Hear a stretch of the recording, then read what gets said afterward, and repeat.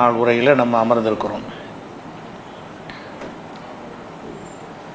இந்த உணவு உறைவிடம் குறித்து முக்கியமாக நம்ம அறிந்து கொள்ள வேண்டிய ஒரு அடிப்படையான விஷயம் என்னவென்று சொன்னால், அல்லாஹ் எதை நமக்கு ஹராம் என்று ஆக்கியிருக்கிறானோ அதை ஹலால் என்று சொல்லக்கூடாது என்பதை எல்லாரும் விளங்கி வைத்திருக்கிறோம்.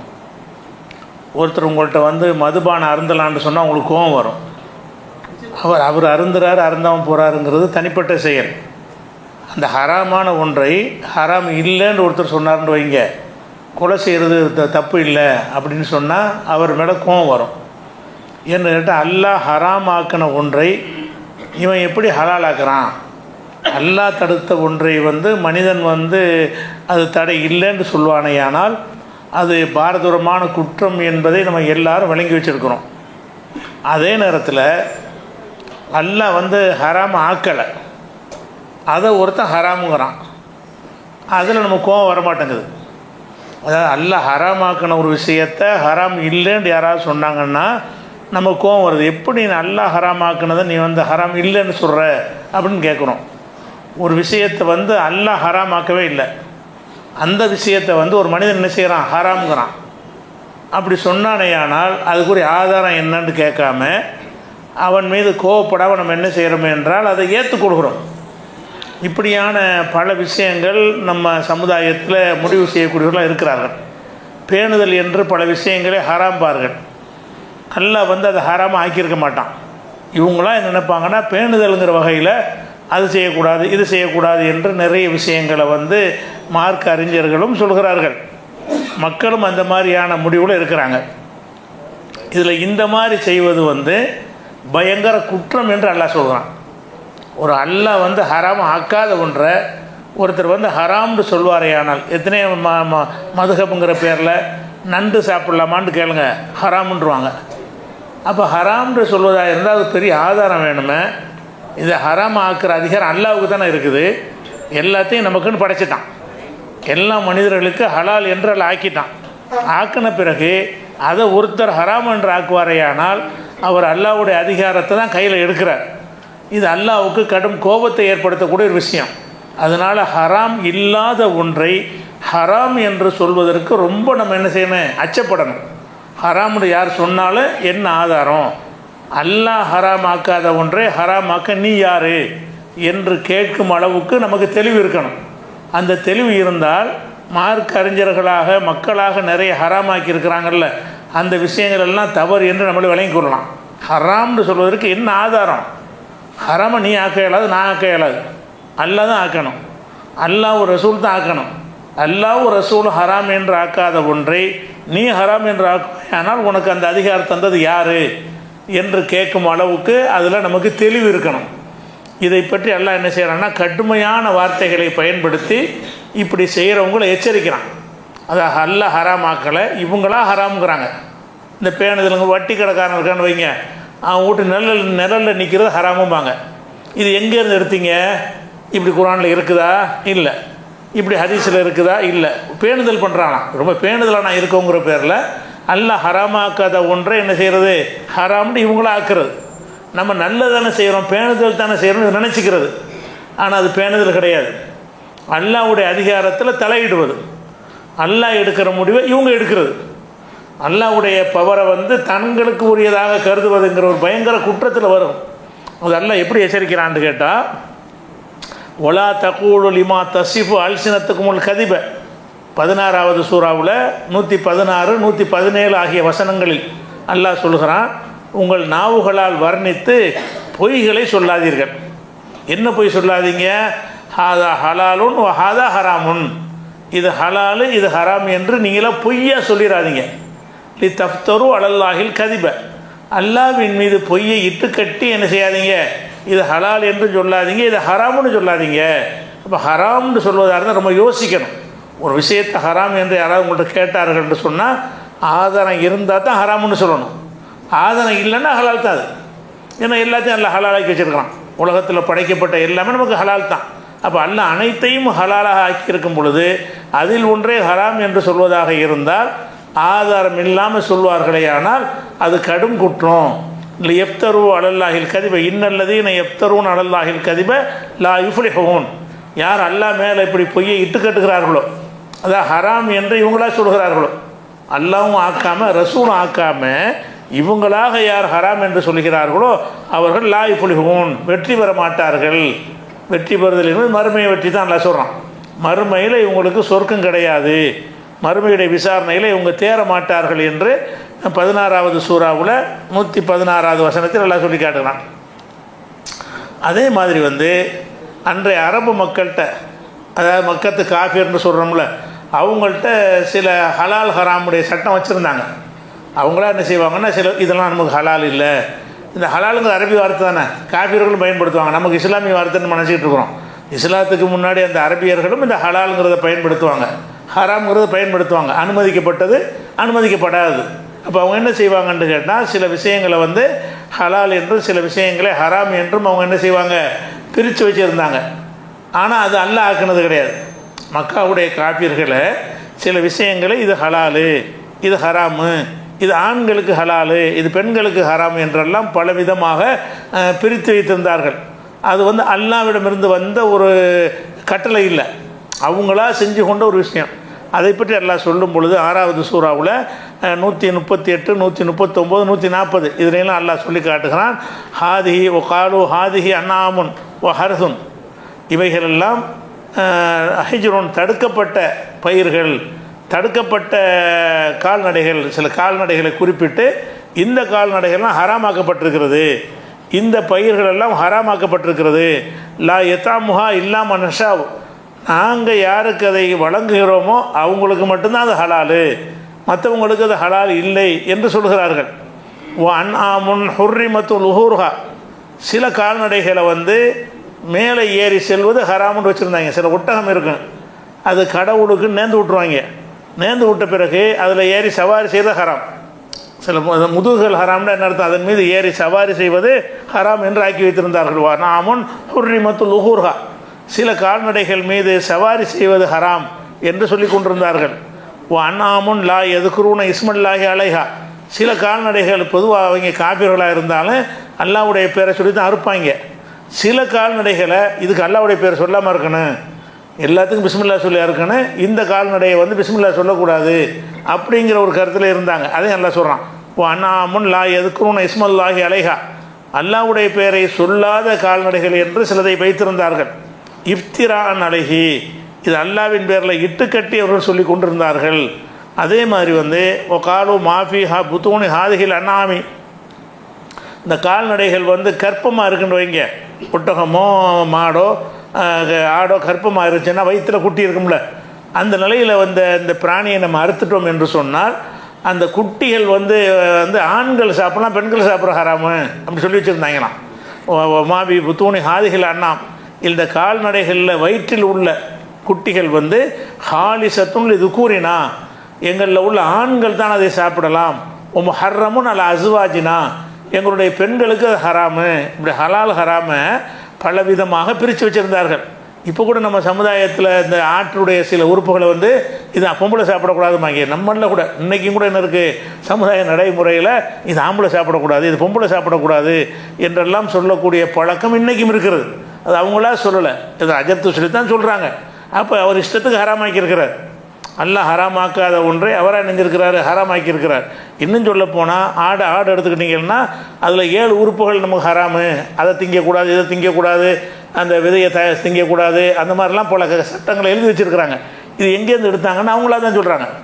இது அல்லாஹ் ஹராமாக்குனது இல்லை, அதெல்லாம் பெரிய குற்றம்னு எல்லாம் சொல்லி காட்டுறான். அப்படி சொல்கிறான். மாஃபி புத்தூனி ஹாதிகில் அன்னாமி, இந்த கால்நடைகளுடைய வயிற்றில் உள்ள குட்டிகள் ஹாலிசத்துன் இது கூறினா, எங்களுடைய ஆண்களுக்கு மட்டும்தான் ஹலாலானதாக இருக்கும். ஹர்ரமுன் அலா அசுவாஜினா, அவங்க பெண்கள் மீது ஹராமாக்கப்பட்டிருக்கிறது. ஒய்யக்குன் மைத்தத்தன், கால்நடை அறுக்கும்போது குட்டி செத்த இருந்துச்சுன்னு வைங்க, உசுரோடு இல்லாமல், அப்படி இருந்தால் ஃபஹும் பீகி சுரக்காவது, ஆண் பெண்ணு சாப்பிட்லாம். குட்டி உசுரோடு இருந்தால் ஆம்பளை மட்டும் சாப்பிட்ணும், பொம்பளை சாப்பிடக்கூடாது. குட்டி செத்து போயிருந்துச்சின்னு சொன்னால் ஆம்பளை பொம்பளை எல்லோரும் சாப்பிட்லாம். இப்படி சட்டங்களை வகை வகையாக பிரித்து வைத்து கொண்டிருந்தார்கள். இதை ஹலால் ஹராம்ங்கிற பேரில் அவங்க சொல்லி கொண்டிருந்தார்கள். இதையெல்லாம் அல்லாஹ் என்ன செய்கிறான்னு கேட்டால், இஃப்திரான் அலல்லா, அல்லா மேலே இட்டுக்கட்டி இப்படி சொல்லி கொண்டிருக்கிறார்கள். அது லல்லு, இவர்கள் வழிகட்டு போய்விட்டார்கள். உமாக்கான முஹ்ததீன், இவங்க நேர் வழியில் இல்லை என்று அவங்களா சில விஷயங்களை ஹராமாக்குனாங்கள்ல, அந்த விஷயத்தை பற்றி அல்லாஹ் கண்டித்து சொல்லக்கூடிய ஒரு விஷயத்தை பார்க்குறோம். அதே மாதிரி என்ன செய்வாங்கன்னு கேட்டால், வெள்ளாடு செம்மறியாடு, இந்த வெள்ளாடு செம்மறியாடுகள் எடுத்தாலும் சரி, அல்லது ஒட்டகத்தை எடுத்துக்கொண்டாலும் சரி, இதிலெல்லாம் என்ன செய்வாங்கன்னு கேட்டால், சில ஆடுகளை வந்து ஆண்களுக்கு ஹராமு, சில ஆடுகள் பெண்களுக்கு ஹராமு, சில ஆடுகள் வந்து உயர் ஜாதியினருக்கு தான் ஹலால், மற்றவங்களுக்கு ஹலால் கிடையாது என்று பல வகையாக பிரித்து பிரித்து சொல்லி கொண்டிருந்தாங்க. அதை பற்றி அல்லாஹ் வந்து 6வது சூறாவில் 143 144 வசனத்தில் சொல்லி காட்டுகிறான். சமானியத் அஸ்வாஜ் மினல் லானி இஸ்னைனி ஒமினல் மாசி இஸ்னைனி, வெள்ளாட்டில் 2 செம்மறி ஆட்டில் 2 இருக்கிறது. வெள்ளாடில் ஆண் வெள்ளாடு பெண் வெள்ளாடு. செம்மறி ஆட்டிலையும் இருக்குது, செம்மறி ஆட்டு கிடா இருக்கிறது, செம்மறி ஆடு பொட்டை ஆடும் இருக்கிறது. இந்த அந்த ஆடுகளை வந்து குல் ஆதக்கரனை ஹர்ரமா அமில் உன்சையேனி, இதில் வந்து அல்லாஹ் வந்து எதை ஹராமாக்குனா, அதாவது ஆடு மாடுன்னு இருக்கிறது, ஆட்டில் வந்து ஆண் ஆடும் இருக்கிறது, பெண் ஆடு இருக்கிறது, மாட்டில் வந்து பெண் மாடும் இருக்கிறது, ஆண் மாடும் இருக்கிறது. அவங்க என்ன விளங்கி வச்சுருந்தாங்கன்னா, பெட்டை இருக்கக்கூடிய சாப்பிடக்கூட விளங்கி வச்சுருந்தாங்க. ஆடில் வந்து கிடாயை தான் சாப்பிடணும், பெட்டை ஆடாக இருந்தால் சாப்பிடக்கூடாது. ஒட்டகமாக இருந்தால் அதுலேயும் ஆண் ஒட்டகத்தை தான் சாப்பிடணும், பெண் ஒட்டகத்தை சாப்பிடக்கூடாது. மாட்டுக்கு அப்படி தான் இப்படின்னு சொல்லி அவங்க பிரித்து வச்சுருந்தாங்க. அதை நல்லா இதை கண்டிக்கிறான். ஆனால் ஆடு மாட்டுக்கு தான் இது பிரிக்கிறாங்க, கோழிக்கெலாம் பிரிக்க மாட்டாங்க. கோழியில் ஆண் கோழியை தான் திங்கணும், சேவலை தான் திங்கணும், அதுலெல்லாம் ஆண் பெண்ணு திங்கலாமா, அதுலெல்லாம் அந்த ஆண் பெண்ணு பார்க்குறது கிடையாது. ஆடு வந்துச்சு என்ன வருது, பொட்டாடு திங்கக்கூடாது ஹராமு. இன்றைக்கி நம்ம சமுதாயத்தில் பல ஊர்களில் இருக்குது. எவனா ஆட்டை சாப்பு கடை அறுத்துட்டாண்டா கட்டி வச்சு அடிப்பாங்க சில கிராமத்துலலாம், பஞ்சாயத்துகளில். எப்படி ஆட்டை அறுத்தாண்டு, ஆடு என்ன பெட்டாடு ஹராமா, ஆணாடு கிடாய் ஹலாலாக இருக்கிற மாதிரி தான் பெட்டை ஆடு ஹலா. அது பின்னாடி நமக்கு வரும், பின்னாடி உங்களுக்கு ஆதாரத்தோட பெட்டை ஆடுகள்லாம் சாப்பிட்லாமாங்கிறதுக்கு நம்ம சொல்லுவோம். ஆனால் அன்றைய அரபுகள் ஜாகிலியா காலத்துலாம் இந்த பழக்கம் இருந்துச்சு. எப்படி இருந்துச்சு, பெண் பிராணிகளை சாப்பிடக்கூடாது, ஆண் பிராணிகளை சாப்பிடக்கூடாதுன்னு சொல்லி கொண்டு இருந்தார்கள். அதுக்கு எல்லாம் கேட்குறான், வெள்ளாடு செம்மறியாடு ஒட்டகம் இதிலெல்லாம் ஜோடி ஜோடியாக இருக்கிறத குல் நபியில் நீங்கள் கேளுங்கள். ஆதக்கரணி ஹர்ரம அமில் உன்சையேனி, இதில் வந்து ஆண் பிராணியை எல்லாம் ஹராமாக்குனானா பெண் பிராணியை ஹராமாக்குனானா, அல்ல அதுக்குரிய ஆதாரம் என்ன, எதை வச்சுடா ஹராமுன்னு சொல்கிறீங்க என்று நபியை நீங்கள் கேளுங்கள். அப்படின்னா என்ன அர்த்தம், அவங்களா ஆக்கிட்டாங்கன்னு அர்த்தம், அவங்களா ஆக்கிறது கூடாதுங்கிற அர்த்தம். ஃபமன் அல்லரும் மெம்மன் இஃப்தரால் ஆகி கதிபன், அல்லா மேலே பொய்யை இட்டு கட்டுக்கிறானே அவனை விட அநியாயக்காரன் யார், எவனாச்சும் ஹராம்னு சொல்லுவானே, ஆனால் அவன் அல்லா மேலே இட்டு கட்டுறான். ஹராமாக்குற அதிகாரம் அல்லாவுக்கு தானே இருக்குது. நீ போய் ஹராம்னு சொன்னால் அல்லா தடுத்தான்னு அதுக்கு அர்த்தம். நீங்கள் ஹராம்னு ஒரு வார்த்தையை சொல்லிட்டு போயிடுறீங்க. ஹராமுக்கு அர்த்தம் என்ன, அல்லாஹ் தடை செய்துட்டான்னு அதுக்கு அர்த்தம். அல்லாஹ் தடை செய்துட்டான்னு சொல்கிற அர்த்தத்தை பயன்படுத்துகிறதா இருந்தால் அல்லாஹ் தடை செஞ்சால் தானே சொல்லணும், அல்லாஹ் தடை செஞ்சதுக்கு ஆதாரம் இருந்தால் தான் சொல்லணும். அப்படி இல்லாமல் சொல்வீர்களே ஆனால் அல்லாஹ் பேரில் இட்டு கட்டுறீங்க அப்படின்னு சொல்லி இந்த வசனத்தை நல்லா கண்டிக்கிறான். அதே மாதிரி வந்து 7வது சூறாவில் 32வது வசனத்தில் அல்லாஹ் சொல்கிறான், குல் நபியை நீங்கள் சொல்லுங்கள், மன் ஹர்ரம சீனத் அல்லாஹ், அல்லாஹ் வந்து கொடுத்துருக்கக்கூடிய சீனத் அலங்கார பொருள்களை, இந்த உலகத்தில் நிறைய அலங்கார பொருள்கள் எல்லாம் நம்ம படைத்து வைத்திருக்கிறான். பூக்கள் அலங்காரமாக இருக்கிறது, செடி கொடிகள் அலங்காரமாக இருக்கிறது, எத்தனையோ வண்ண பொருள்கள்லாம் அதில் நிறைய படைத்திருக்கிறான். இதெல்லாம் அலங்காரத்துக்கு நமக்கு தந்திருக்கிறான். இந்த அகரஜல் இபாதிகி, தன் அடியார்களுக்காக அல்லாஹ் வெளிப்படுத்தி இருக்கிறானே இந்த அலங்காரத்தை ஹராமாக்குறன் எவன்டா ஹராமாக்குறான் எல்லாம் கேட்குறான். குல் நபி நீங்கள் கேளுங்கள், மண் ஹர்ரம, எவன் ஹராமாக்குவான், எவனுக்கு அந்த அதிகாரம் இருக்கிறது, ஜீனத்தல்லாஹ் இல்லத்தி அஹ்ரஜல் இபாதிகி, தன் அடியார்களுக்காக அல்லாஹ் வெளிப்படுத்திய அலங்காரங்களை வந்து ஹராம் என்று சொல்வதற்கு யாருக்கு அதிகாரம் இருக்கிறது.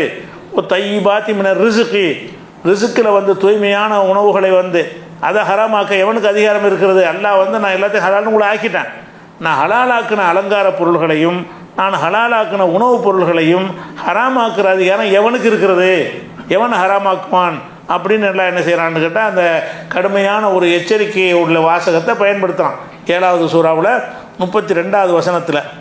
அதே மாதிரி வந்து 10வது சூறாவில் இதுதான் இது இஸ்லாமிய அடிப்படை வீதி. அதுக்காக சொல்கிறோம், ஹலால் ஹராமுக்கு போகிறதுக்கு முன்னாடி ஹராம ஆக்குவதற்கும் நமக்கு வந்து அதிகாரம் கிடையாது, ஹலாலாக்கும் அதிகாரம் கிடையாது. ஹலால் ஆக்கிறா இருந்தாலும் அல்லா தான் சொல்லணும். இன்னும் சொல்லப்போனால் ஹலாலுக்காவது ஆதாரம் தேவையில்லை. தடை இல்லாட்டி ஹலால் தானே. ஒரு விஷயத்துக்கு தடை வரலன்னா என்ன அர்த்தம்? ஹலால்னு அர்த்தம். ஹராம்னு சொல்வதற்கு தான் நீ ஆதாரத்தை காட்டணும். ஹலாலுக்கு என்ன ஆதாரம்? அல்ல எல்லாத்தையும் ஹலால் ஆக்கிட்டான்ல, நீ ஹராமுக்கு நீ கொண்டாந்து ஆதாரத்தை காட்டு. தடைக்கு ஆதாரம் காட்டலைன்னா ஹலால் தான் அர்த்தம். முதல்ல அல்ல சொல்லிட்டோம், ஹலக்கலுக்கும் மாஃபில் இருந்து ஜமியா, பூமியில் உள்ள எல்லாத்தையும் உங்களுக்காக நான் படைச்சிட்டேன்ட்டான். அதான் ஹலாலுக்கு ஆதாரம். அப்போ ஹலாலுக்கு நம்ம ஆதாரம் காட்ட தேவையே இல்லை, ஹராமுக்கு ஆதாரம் காட்டணும். ஆனால் இந்த சமூகத்தில் என்ன இருக்குது? ஹராமுக்கு ஆதாரம் சொன்னது நினச்சாலும் ஹராமாக்கலாம். ஒரு அஜரத்து நினைச்சாருன்னு சொன்னால், ஒரு மதுஹபு நினச்சின்னு சொன்னால், ஒரு சமுதாயத்தில் உள்ள மக்கள் நினைத்தார்கள் என்று சொன்னால் எதை வேண்டாலும் அவங்க ஹராமாக்கலாம் நினைக்கிறாங்க. அதுக்கு தான் அல்லாஹ் கேட்குறான், யார் ஹராமாக்கிறதுக்கு எவனுக்கு அதிகாரம் இருக்குது? அதே மாதிரி கேட்குறான் அல்லாஹ் ஒரு நபிகள் நீங்கள் கேளுங்கள், அராய்த்தும் அன்சல் அல்லாஹுலக்கும் என் ரிசுக்கு, அல்லாஹ் உங்களுக்கு வழங்கிய ரிசுக்கு இருக்கிற உணவுகள் அவற்றில் ஜால்த்தும் என்ஹோ ஹராமன் ஓ ஹலாலன், அதில் நீங்களாக ஹலால் ஹராமை ஏற்படுத்திக் கொள்கிறீர்கள். அல்லாஹ் உங்களுக்கு ரிசுக்கை தந்திருக்கிறான், நீங்கள் என்ன செய்கிறீங்க? நீங்களாகவே அதில் ஹலாலை ஏற்படுத்துகிறீர்கள், நீங்களாகவே ஹராமை ஏற்படுத்துகிறீர்கள் சொல்லிவிட்டு அல்லாஹ் கேட்குறான், குல் நபியை நீங்கள் கேளுங்கள், அல்லாஹு அதினலுக்கும், அல்லாஹ் தான் இப்படி உங்களுக்கு அனுமதி வழங்கினானா அம் அலல்லாஹி தப்தரும், அல்லாஹ் மேலே இட்டு கட்டி சொல்கிறீங்களா? அது ஹலால் இது ஹராம் நீங்களா சொல்கிறீங்களே, இது அல்லாஹ் உங்களுக்கு அனுமதித்தானா அல்லது நீங்களா இட்டுக்கட்டி சொல்கிறீங்களா என்ற நபியை நீங்கள் கேளுங்கள். அப்படின்னா என்ன அர்த்தம்? ஹராமாக்க கூடாது, ஹராம்னு சொல்வதற்கு பயப்படணும். எந்த ஒரு விஷயத்தையும் ஹலால்னு சொல்வதற்கு கூட அவ்வளோ பயம் தேவையில்லை. ஏன்னா எல்லாம் ஹலால் தானே, படைக்கப்பட்ட அனைத்துமே ஹலால். ஹராம்னா அது நீ பிரத்தியமாக நீ ஆதாரத்தை காட்டணும். ஆதாரம் இல்லாத ஒன்றாக இருந்தால் அது ஹலால்னு தான் அர்த்தம். ஆனால் ஹராம்னு சொல்வதாக இருந்தால் அதுக்கு அர்த்தம் என்ன? இறைவன் இதை தடுத்து விட்டான் என்றதுக்கு அர்த்தம். அப்படியான ஒன்றை நீ சொல்வதாக இருந்தால் இறைவன் தடுத்ததை காட்டு, ஆனால் ஆதாரத்தை எடுத்து காட்டுன்னு நல்லா கேட்குறான். அதே மாதிரி 5வது சூறாவில் 87வது வசனத்தில் அல்லாஹ் சொல்கிறான், யாயு கொள்ளதி நாமனும், நம்பிக்கை கொண்ட மக்களே, லா துஹர்ரிமு, நீங்கள் ஹராமாக்கி கொள்ளாதீர்கள், தொய்யிபாத்தி மா அஹல்லல்லாஹுலக்கும், அல்லாஹ் உங்களுக்கு ஹலாலாக்கிய தூய்மையான உணவுகளை நீங்களாக ஹராமாக்கி கொள்ளாதீர்கள். வலா தாழ்த்தது எல்லை மீறாதீங்க. ஹராமாக்குறது எல்லை மீறுறது. ஆனால் நம்ம மக்கள் மத்தியில் ஹராமாக்குறது பேணுதலாம். என்ன செய்வாங்களா? அவ்வளோ பேணுதலுக்காக என்ன செய்வாங்க? நாங்கள் அந்த பேணுதலுக்கு அதை செய்யக்கூடாது, பேணுதலுக்கு அதை செய்யக்கூடாது. ஒரு காஃபி டீ வாங்கி தந்தால் குடிக்கலாமா? பேணுதல் குடிக்கக்கூடாது, ஹராமு. இதை ஹராம்னு சொல்லி நீ யார் பழகிருக்கா? அல்லது எல்லாம் ஹலால் தானே. ஹராம்னு சொல்கிறதுக்கு நீ ஆதாரத்தை கொண்டாந்து காட்டணும். அல்லாஹ் என்ன கேட்குறான்னு கேட்டால், லா துஹர்ரிமு தொய்யிபாத்தி மா அஹல்லல்லாஹுலக்கும், அல்லாஹ் உங்களுக்கு ஹலால் ஆக்கிய எந்த ஒன்றையும் நீ ஹராமுன்னு ஆக்கிறாதீங்க. லா தாழ்த்தது எல்லை மீறாதீங்க. ஹராமுன்னு ஆக்குறது எல்லை மீறுதல். அது ஏன் எல்லைக்கு நீங்கள் வர்றீங்கன்னு அர்த்தம். எனக்கு உள்ள அதிகாரத்தை நீங்கள் எடுத்துக்கிட்டீங்கன்னா தான் எல்லை மீறுதல். ஒலா தாழ்த்தது வரம்பு மீறாதீர்கள். இன்னல்லாஹ் லா யுஹிப்புல் முஅ்ததீன், வரம்பு மீறக்கூடியவர்களை எல்லாம் என்ன செய்ய மாட்டான்? விரும்ப மாட்டான். இதில் என்ன வழங்குதுன்னு கேட்டால், அல்லாஹ் அனைத்தையும் நமக்கு தந்து விட்டான், நமக்கு அதான் படைத்திருக்கிறான், எல்லாமே ஹலால் தான். அதில் ஹராம்னு எதையாவது அல்லாஹ் ரசூலை சொன்னால் அதைத்தான் கழிச்சிக்கிறணுமே தவிர, நீங்களாக என்ன செய்யக்கூடாது? லட்சக்கணக்கான பொருள்களை, நீங்கள் ஒரு ஆயிரக்கணக்கான பொருள்களை இது ஹராம் மதுஹபு கிதாபை எடுத்தீங்கன்னா அது மக்ரூஹு இது ஹராமுன்னு வாயில் வந்தாலும் எழுதியிருப்பாங்க. எந்த ஒன்றுக்கும் ஆதாரம் இருக்காது. ஹராமாக்குன்னு அல்லாவில் ஆக்கணும். ஹராமாவதுன்னு அல்லாஹ் சொல்லாமல் அந்த அறிஞர் சொன்னார், இந்த அறிஞர் சொன்னார், அபு ஹனீஃபாட்ட இது ஹலாலு, ஷாஃபிட்ட இது ஹராமு, மாலிகிட்ட இது மக்ரூஹுலாம் எழுதி வச்சுருப்பாங்க. அவர்கிட்ட என்ன ஹராம் ஆகுது, அவர்கிட்ட என்ன மக்ரூஹ் ஆகுது? அல்லாட்டில் ஆகணும். ஒரு விஷயம் ஹலால்னா அனைவருக்கும் ஹலாலாக தான் ஆகணும், ஹராம்னா அனைவருக்கும் ஹராமாக தான் ஆகணும். அந்த ஹராம்னா அதுக்கு ஆதாரம் இருக்கணும். அனைவருக்கும் ஹராமாகணும், அதுக்கு ஒரு ஆதாரம் இருக்க வேண்டும். அப்படி எல்லாம் இருக்குது. இதை பற்றி ரசூலுல்லாஹ் என்ன சொல்கிறாங்கன்னு கேட்டால், நம்ம புரியறதுக்காக வேண்டிய எதுக்கு இதை சொல்கிறோம்னு கேட்டால், அந்த வீட்டில் சாப்பிட்லாமா, இந்த வீட்டில் சாப்பிட்லாமா, ஒருத்தன் தப்பான தொழில் பண்ணுறான்னு வைங்க, வீட்டில் போய் ஹராம் சாப்பிடக்கூடாது, ஏன்பா பேணுதலாக இருக்கலாம். அப்படி இருந்தால் அல்லாவோட சொல்லியிருப்பான். அப்படி இருந்தால் அவன் வீட்டில் சாப்பிட, அல்லாஹ் யஹூதிகள் வீட்டிலலாம் சாப்பிட்ருக்குறாங்க, யூதர்கள் கொடுத்த அன்பளிப்பெல்லாம் வாங்கியிருக்கிறாங்க. அந்த பிரிச்சு ரசூலுல்லாஹ் பார்க்கல. ஆனால் அவங்க என்ன செய்கிறாங்க? அங்கே சாப்பிடக்கூடாது, இங்கே போய் அந்த இதை சாப்பிடக்கூடாது. என்னப்பா ஆதாரம்னு கேட்டால் பேணுதல். பேணுதலுக்கு நீ யார் பேணுதல்? அல்லாவுடைய மார்க்கத்துக்கு நீங்கள் என்ன பேணுதல்? அவன் அனுமதித்த ஒன்றுக்கு அப்புறமேல் பேணுதல் என்னத்துக்கு? அல்லாவுக்கு பயந்து தானுங்க பேணுதலாக இருக்கணும். படைச்ச ரப்பை தான் எல்லாத்தையும் ஹலால் ஆக்கிட்டானே அப்படிங்கிற ஒரு விஷயம் வருகிறது. இதை ரசூலுல்லாஹ் விளக்குற மாதிரி தாரகுத்தினில் ஒரு ஹதீஸ் இருக்கிறது. என்ன ஹதீஸ்னா, இன்னல்லாஹ் அஸவஜல்ல ஃபரல ஃபராயில, அல்லாஹ் சில விஷயங்களை உங்களுக்கு கட்டாய கடமையாக ஆக்கியிருக்கிறான். தொழுகை நோன்பு இப்படி விஷயங்களை ஃபர்லாக ஆக்கியிருக்கிறான். ஃபுலாத்து லையூஹா, அதை பாழாக்கி விடாதீர்கள். அந்த ஃபர்லை செய்யுங்கள். அல்லாஹ் வந்து சில ஃபர்லை உங்களுக்கு ஏற்படுத்தி இருக்கிறான், அவற்றை கட்டாயமாக செய்யுங்கள். ஹர்ரம ஹுர்மாத்தின், சில விஷயங்களை ஹராமாக ஆக்கியிருக்கிறான். அல்லாஹ் வந்து சில விஷயங்களை தடை செய்திருக்கிறான். ஃபலா தந்தஹிகுஹா, அதை மீறாதீங்க. ஹராம்னு அல்லாஹ் சொல்லிட்டான்னு சொன்னால் மீறாதீங்க. ஹத்த ஹுதூதன், சில எல்லைகளை அல்லாஹ் வந்து வகுத்து தந்திருக்கிறான். ஃபலா தஅததுஹா, அந்த எல்லையை மீறாதீங்க என்று சொல்லிவிட்டு ரசூலுல்லாஹ் இறுதியாக சொல்கிறாங்க, சகத அன் அஷ்யா, பல விஷயங்களை பற்றி அல்லாஹ் பேசாமலே விட்டுருக்கிறான். எல்லாத்தையும் அல்லாஹ் சொல்லியிருக்கிறான். உலகத்தில் படைக்கப்பட்ட அத்தனை பொருள்களுடைய பேரை லிஸ்ட்டு போட்டு இதெல்லாம் ஹராம் என்ற இதெல்லாம் ஹலால் என்ற அல்லாஹ் சொல்லியிருக்கிறானா? பல விஷயங்கள் அல்லாஹ் பேசாமல் விட்டுருக்கிறான். மின்கைர் நிசியானின், மறதியினால் அவன் விடலை. நம்ம சிலது விட்டுருவோம், 10 விஷயத்தை பேச நினச்சிருப்போம், 5 சொல்லிட்டு 5 மறந்து போயிடும். மறதியினால் நம்ம 5 விட்டுருவோம், 10 விட்டுருவோம். அல்லாஹ்வுக்கு மறதி இருக்குமா? அல்லாஹ்வுடைய தன்மை என்னன்னு கேட்டால், ஒமாக்கான ரப்புக்க நசியா, உமது இறைவன் எதையும் மறப்பவன் இல்லை அப்படின்னே குர்ஆன்ல அல்லாஹ் சொல்லி காட்டுறான். அதுக்கு தான் ரசூலுல்லாஹ் சொல்கிறாங்க, ஓ சக்கத்த அன் அஷ்யா, பல விஷயங்களை வந்து அல்லாஹ் வந்து சொல்லாமல் விட்டுருக்கிறான். அது மின்கைர் நிசியானின், மறதியினால் அல்ல, வேணும்னு விட்டுருக்கிறான், சொல்லக்கூடாதுன்னு விட்டுட்டான். எதுக்காக விட்டுருக்கிறான்னு கேட்டால், பல தபஹசு ஒன்றா, அதை பற்றிட்டு தேடி தெரியாதீங்க. சொல்லாமல் விட்டான்னா ஹலால்னு எடுத்துகிட்டு போங்க, நீங்கள் நல்லா திங்கிறதுக்கு தான் நல்லா விட்டுருக்குறான். சில விஷயங்களை வந்து ஹராமை தெளிவாக்கிட்டான், சில விஷயங்களை ஒன்றும் பேசாமல் விட்டுருப்பான். ஒன்றும் பேசாமல் விட்டதுக்கு அர்த்தம் என்னென்னா ஹலால்னு அர்த்தம். ஒன்றும் பேசாமல் அவன் விட்டுருக்கிறான் என்று சொன்னால், இதெல்லாம் ஹராமாக்கால நினச்சிட்டு மறந்துட்டான் அப்படியே சொல்ல முடியும்? 100 விஷயத்தில் ஹராமாக்க நினச்சிட்டு 50 சொல்லிட்டு 50 மறந்துட்டான்னு சொல்ல முடியுமா? அவனுக்கு மறதி வராது. அவன் விட்டுருக்கான்னு சொன்னால் நம்ம மேலே இறக்கப்பட்டு விட்டுருக்கிறான். அடியார்கள் மீது இறக்கப்பட்டு எல்லாத்தையும் சாப்பிட்டு போகிறாங்க, நம்ம கஷ்டப்படுத்தக்கூடாது அப்படி ரசூல் அழகாக விளக்குறாங்க. எப்படின்னா, சக்கத்த அன் அஷ்யா, பல விஷயங்களை பற்றி பேசாமலே அல்ல விட்டுருக்கிறான். மின்கைர் நிசியானின், அது மறதியினால் அல்ல, வேணும்னு விட்டுருக்கிறான். பல தபஹசு அன்ஹா, அதை போட்டு துருவாதீங்க.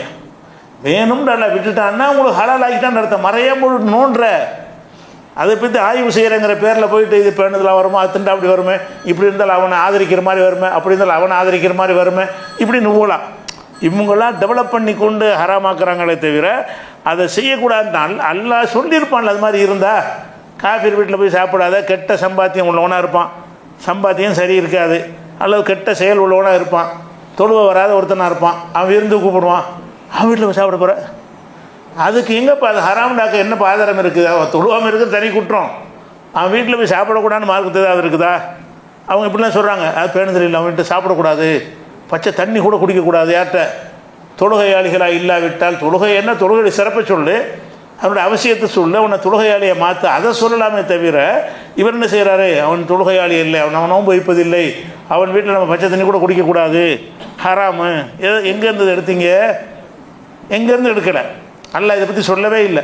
சொல்லவில்லை என்றால் என்ன அர்த்தம்னா அனுமதின்னு அர்த்தம். அல்லாஹ் சில விஷயங்களை சொல்லாமல் விட்டுருக்கான்னு சொன்னால் அதை போட்டு துருவாதீங்க, நான் உங்களுக்கு இறக்கப்பட்டு விட்டுருக்கிறேன், செஞ்சுட்டு போங்கன்னு விட்டுட்டேங்கிறான்ல. அப்படி ரசூலுல்லாஹ் சொல்கிறாங்க. இது தாரகுத்னியில் உள்ள ஒரு ஹதீஸு. அதே மாதிரி வந்து இதே விஷயத்தை வந்து பஸாருங்கிற ஒரு நூலில், இது சரியான ஹதீஸ் தான் இது. அதில் என்ன வருதுன்னு கேட்டால், சில வார்த்தைகள் வித்தியாசமாக இந்த விஷயத்தை ரசூலுல்லாஹ் வளர்க்குறாங்க. எப்படின்னு கேட்டால், ஒமா சகத் அன்ஹு, அல்லாஹ் சில விஷயங்களை பேசாமல் விட்டிருக்கிறான் என்று சொன்னால் அவை ஃபஹு அஃபுன், அது மன்னிக்கப்பட்டதுன்னு அர்த்தம். பேசாமல் அல்ல விட்டுட்டான்னு சொன்னால் நீ செஞ்சால் கண்டுக்கிற மாட்டான்ல, அதான் அர்த்தம். இல்லாட்டி அவனே சொல்லியிருப்பான்ல, அவன் கண்டுகொள்ள வேண்டியதாக இருந்தால் அவனே சொல்லியிருப்பானே இல்லையா, இது செய்யாத, உன்னை கேள்வி கேட்பேன் அப்படின்னு அவன் சொல்லலைன்னா என்ன அர்த்தம்னு கேட்டால், உன்னை மன்னிச்சு விடுறான், உனக்கு தப்பு மாதிரி தெரிந்தாலும் சரி அவன் தப்பாக எடுத்துக்கிற மாட்டான்.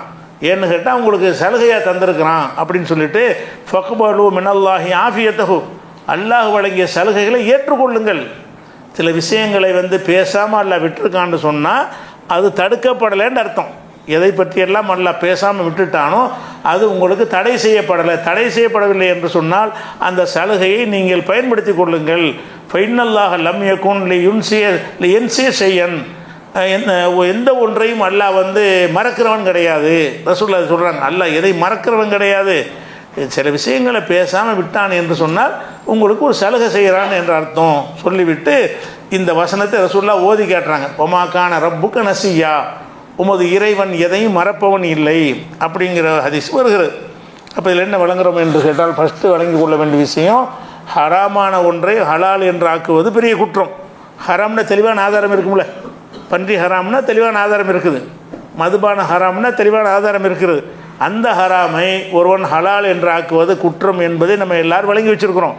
அது கரெக்டு தான், விளங்கி வச்சது கரெக்டு தான். ஆனால் ஹராம் இல்லாத ஒன்றே ஹராம் ஆக்குறாங்க. அது நமக்கு எந்த ஒரு குற்றமாகவும் தெரிவதில்லை. அவர் பேணுதல் தானே சொல்கிறார், நல்லது தானே சொல்கிறாரு. இது எப்படி நல்லதுக்கு சொன்னதாகும்? அல்லாவுடைய அதிகாரத்தை நீங்கள் கையில் எடுப்பீங்க, அது நல்லதாகுமா? அது பிதத்து மாதிரி உள்ளதான். பிதத்து அப்படி தானே. பிதத்துங்கிறது என்னென்னு கேட்டால் நல்லதாக தான் இருக்கும். பிதத்துங்கிற பேரில் அவன் செய்கிற காரியம் நல்லதாக தானே இருக்கேன். பிதத்துன்னு நோன்பு தானே வைப்பான். பிதத்துன்னு சாராயம் குடிக்க மாட்டானே. பிதத்துன்னு சொல்லக்கூடிய என்ன காரியமாக இருந்தாலும் அது ஒரு இபாதத்து போர்வையில் தான் இருக்கும். பிதத்துன்னா திக்ராக இருக்கும், அது ஒரு தஸ்பீஹாக இருக்கும், அது ஒரு நோன்பாக இருக்கும், அது ஒரு தொழுகையாக இருக்கும், ஒரு ஆடு மாடு அறுத்து பலியிடுதலாக இருக்கும். இப்படி தான் பிதத்தில் உண்டாகும். அந்த செயலை பார்த்தா நல்லது மாதிரி தெரியும். ஆனால் நீங்கள் அதை செய்யலாமா? அதை செஞ்சால் என்னவாகும்? அல்லாவுடைய அதிகாரத்தை கையில் எடுக்கனே ஆகும். இதுதான் மார்க்கத்தில் உள்ளதாக இருந்தால் ரசூல்லா சொல்லியிருப்பாங்களப்பா. ரசூல்லா சொல்லாத ஒன்றை நீங்கள் ஏன் செய்றீங்க? பிதத்துக்கு இருக்கிற பார்வை இருக்குல்ல, அதே மாதிரியான பார்வை தான் இதுலேயும் இருக்க வேண்டும். இதில் இருக்கணும், ஹராம்னு ஆக்கிற வேலையை கையில் எடுக்கவே கூடாது. ஒன்றை ஹராம்னு ஆக்குனீங்க என்று சொன்னால் நீங்கள் அல்லாஹ் ஆகிட்டீங்கன்னு அர்த்தம். அல்லாவுடைய அதிகாரத்தை கையில் எடுத்தீங்கன்னு அர்த்தம். அல்ல எவனோ கையில் எடுத்துக்கிட்டு சொல்கிறான், அதுக்கு நீ கட்டுப்படுறேன்னு அர்த்தம். அதுக்கு கூடவே கூடாது என்பதை விளங்கி கொள்கிறோம். அப்போ இந்த ஹராம் ஹலாலில் வித்தியாசமாக விளங்க வேண்டியது, ஹராம்னு யார் சொன்னாலும் ஆதாரம் இருக்கான்னு கேட்கணும். நீங்கள் எந்த விஷயத்தை யார் ஹராமுண்டாலும் இந்த ஹராமுக்கு எங்கேருந்து எடுத்த, ஹலாலுக்கு என்ன ஆதாரம்னு கேட்பான். ஆதாரம் ஹலாலுக்கு காட்ட தேவையில்லை. எல்லாம் நமக்கு உள்ளது தான். எல்லாம் நமக்காக இல்லை படைச்சிட்டான். ஹலக்கலக்கும் மாஃபில் வந்து ஜெமியா, பூமியில் உள்ள எல்லாம் நமக்காக படைத்து விட்டான். ஹலால் என்பதற்கு பொதுவான ஆதாரம் இருக்கிறது. ஹராம் என்பதற்கு நீ குறிப்பான ஆதாரத்தை நீ தான் காட்டணும். அப்போ ஒருத்தர் ஹராம் பண்ணார்னா என்னப்பா ஆதாரம்? நீ காட்ட ஆதாரம் நம்மகிட்ட கேட்டானா எப்படி காட்டுறது? இதை தான் காட்ட முடியும். எதை காட்ட முடியும்? எல்லாம் ஹலால், படைக்கப்பட்டதெல்லாம் நமக்காக தான். அப்படி இருக்கும் பொழுது ஒருத்தர் கேட்டார்னா அதுக்கு ஆதாரம் அவர் காட்ட முடியலைன்னா நீ என்ன விளைக்கிறன்னு? அது ஹராம் இல்லை. அது என்ன தத்துவத்தை அவர் சொன்னாலும் சரி, என்ன காரணத்தை சொன்னாலும் சரி, அதனால் இப்படி ஏற்படும், இதனால் அப்படி ஏற்படும், இதெல்லாம் நிற்காது அல்லாஹ் இடத்துல. இது ஹராம்னு சொன்னது அல்லாஹ் சொன்னானா நீனா சொல்றியா? நீனா எதுக்கு போய் சொல்கிற? மார்க்கத்துக்கு சொந்தக்காரர் அல்லாஹ் தானே. ஹலால் இல்லாஹி தீனுல் ஹாலிஸ். இந்த மார்க்கத்துக்கு தூய்மையான மார்க்கத்துக்கு உரிமையாளன் அல்லாஹ் மட்டும்தான். அந்த எஜமான் தான் அந்த முடிவு எடுப்பானே தவிர நீங்கள் எப்படி எடுப்பீங்க அப்படி நீங்கள் கேட்கணும். இது ஒரு விஷயமாச்சா. அடுத்தது இந்த ஹலால் ஹராமில் அறிந்த பொதுவான விதிகளை பார்த்துட்டு குறிப்பாக எதெல்லாம் ஹராம்னு ரெண்டாவது பார்க்கும்போது அடிப்படையான உசூல் விதிகளை அறிஞ்சு வச்சுக்கொள்ளணும். இப்போ நம்ம ஒரு ஹலாலான விஷயம் இருக்குது, அந்த ஹலாலான விஷயத்தை நம்ம செய்தோம் என்று சொன்னால் அதுக்கு பக்கத்திலே ஹராமும் கலந்துருக்கிறது. இந்த ஹலாலை செஞ்சால் நாளைக்கு அந்த ஹராமுனை விழுந்துருவோம், இப்படியான ஒரு நிலை இருக்கும் என்று சொன்னால் அதை நம்ம தவிர்த்து கொள்ளணும். உதாரணமாக ஒரு ஹோட்டல் இருக்குது, அந்த ஹோட்டலில் உணவு சாப்பாடு எல்லாம் வச்சுக்கிறான், அதோட பார் வச்சுருக்கிறான். அந்த பெரிய ஹோட்டல் வச்சுருக்கிறான். நம்ம போய் ரொட்டியும் சாப்பிட்லாம், சோறும் சாப்பிட்லாம், டீயும் சாப்பிட்லாம், காப்பியும் சாப்பிட்லாம், விரும்புனா சாராயமும் சாப்பிட்லாம். அப்படியான ஒரு ஸ்டார் ஹோட்டல் மாதிரி ஒரு பார் வச்சுருக்கான்னு வைங்க. அங்கே போய் நம்ம சாப்பிட்லாமான்னு கேட்டால் நம்ம போய் சோறு தானே திங்கிறோம்னு சொல்லி சாப்பிட்டு வந்துடுவோம். அது கூடாது. ஏன் கூடாதுன்னு சொன்னால் 4 நாளைக்கு டீ குடிப்பேன், 5ஆவது நாளைக்கு அதை ஒரு கிளாஸ் ஊற்றுன்றுவேன். அது எப்படி ஆயிரும்? நம்ம அந்த மாதிரி ஹராமும் சேர்ந்து ஒட்டி இருக்கிற இடத்துக்கு போனோம் என்று சொன்னால் அது ஹராம். நீங்கள் சாப்பிட்ற அந்த உணவு ஹராம் கிடையாது. எந்த உணவு? நீங்கள் குடிக்கிற டீ ஹராம் கிடையாது. நீங்கள் அங்கே போய் சப்பாத்தி சாப்பிட்றது ஹராம் கிடையாது. ஆனால் அங்கே இதையும் அதையும் கொடுத்துக்கிட்டு இருக்கிற ஒரு நேரத்தில் உட்கார்ந்துருந்தாயானால் அதை கொஞ்சம் கொடுன்னு கேட்டுருவேன். அப்படி ரசூல் இப்படி விளக்குறாங்க. எப்படி விளக்குறாங்கன்னா, புகாரியில் 52வது ஹதீஸ்லையும் 2051வது ஹதீஸ்லையும் விளக்குகிறார்கள். அல் ஹலாலு பையனுன், ஹலால் இன்னது என்று தெல்ல தெளிவாக இருக்கிறது ரசூலுல்லாஹ் சொல்கிறாங்க. ஒல் ஹராமு பையனுன், ஹராம் இன்னது என்று பையனுன் தெல்ல தெளிவாக இருக்கிறது. ஓ பைனஹுமா முஷப்பஹாத்துன், அதுக்கு இடையில் சில குழப்பம் ஏற்படுத்தக்கூடியவர்கள் இருக்கின்றன. லா யஅலமுஹா கஸீர் மினன் நாஸ், அதிகமான மக்கள் அதை அறிந்து கொள்வது கிடையாது. அப்படிப்பட்டவை இருக்கிறது. யார் ஃபமனித்தக்கல் முஷப்பஹாத்தி, இந்த சந்தேகத்துக்கு இடமானவைகளை யார் குழப்பமானவைகளை தவிர்த்து கொள்கிறாரோ, இஸ்தப்ரா லி தீனிஹி, அவர் தன்னுடைய மார்க்கத்தை காப்பாற்றி கொண்டார். சந்தேகத்துக்கு இடமானதை செஞ்சார்னு சொன்னால் அவர் மார்க்கத்தை காப்பாற்றி கொள்ள முடியாது. சந்தேகத்துக்கு இடமானதை செஞ்சார்னு சொன்னால் அவர் தன்னுடைய மார்க்க விலகி கொண்டாரே, ஆனால் மார்க்கத்தை காப்பாற்றி கொண்டார் அப்படின்னு ரசூலுல்லாஹ் சொல்லிட்டாங்க. சொன்னால் இது சரியாக விளங்காது. இது சொன்னால் இதனுடைய இதுலேருந்து என்ன ரசூலுல்லாஹ் சொல்ல வர்றாங்கன்னு முழுசாக நமக்கு விளங்காது. அதுக்காக ரசூலுல்லாஹ் என்ன செய்கிறாங்கன்னு கேட்டால் அதுக்கு ஒரு உதாரணம் சொல்கிறாங்க. இந்த ஹதீஸு விளக்குறதுக்கு ரசூலுல்லாஹ் விளக்கிறாங்க. ஒரு ஹதீஸுக்கு தஃப்சீர் நம்ம செய்ய வேண்டியதில்லை.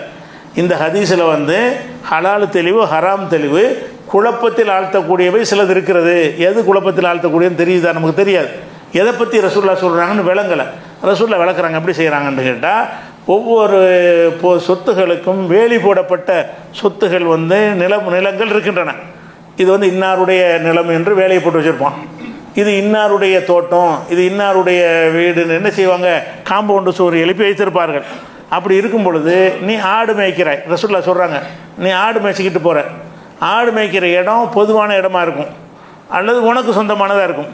ஆடு மேய்க்கிற இடம் வந்து உன்னுடைய நிலமாக வயலாக இருக்கும் அல்லது யார் வேண்டாலும் மேய்த்து கொள்ளலாம்னு அனுமதிக்கப்பட்ட இடமாக இருக்கும்.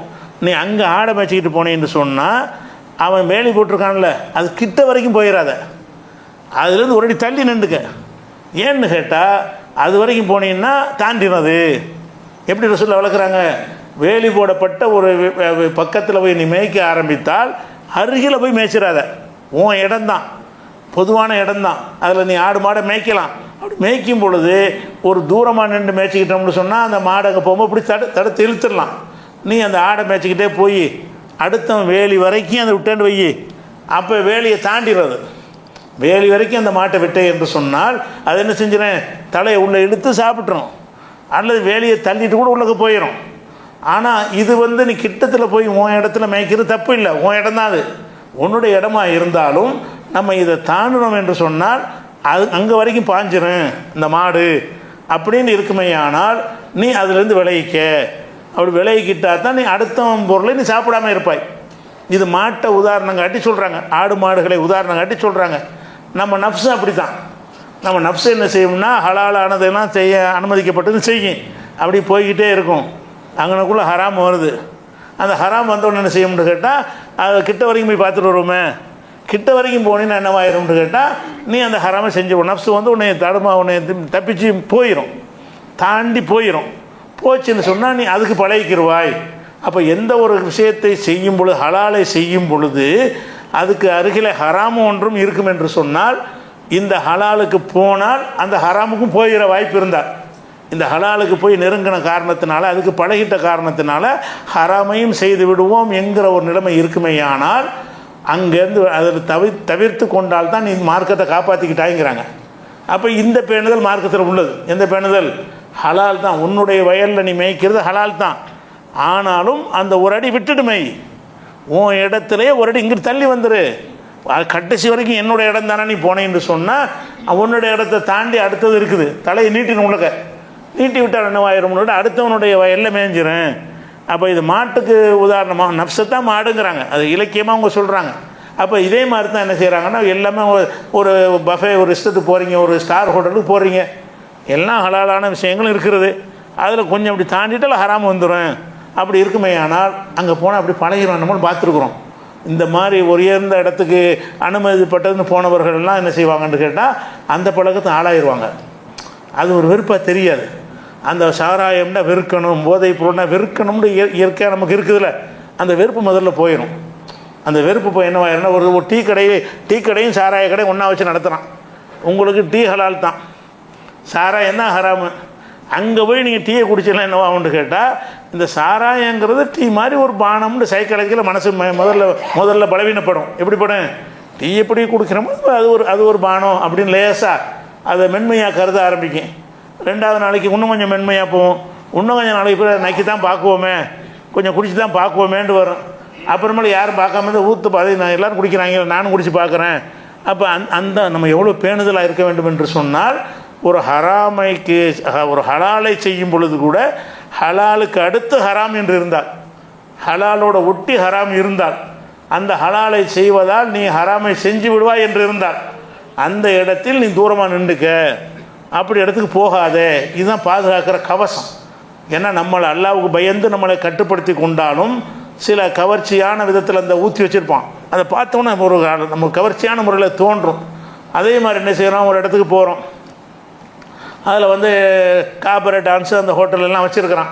நம்ம என்ன காபரைக்க போகிறோம், நம்ம போய் தின்ட்டு வருவோம் அப்படின்னு போய் சாப்பிட போகிறீங்க. அப்போ எத்தனை நாளைக்கு இப்படி போவீங்க? கொஞ்சம் நாளைக்கு சாப்பிட தான் போவீங்க. அது ஒரு லேசாக எட்டி பார்ப்பீங்க. அந்த காபரை டான்ஸுக்காக நீங்கள் போகலை, முதல்ல நீங்கள் போனால் சாப்பிட தான் போனீங்க.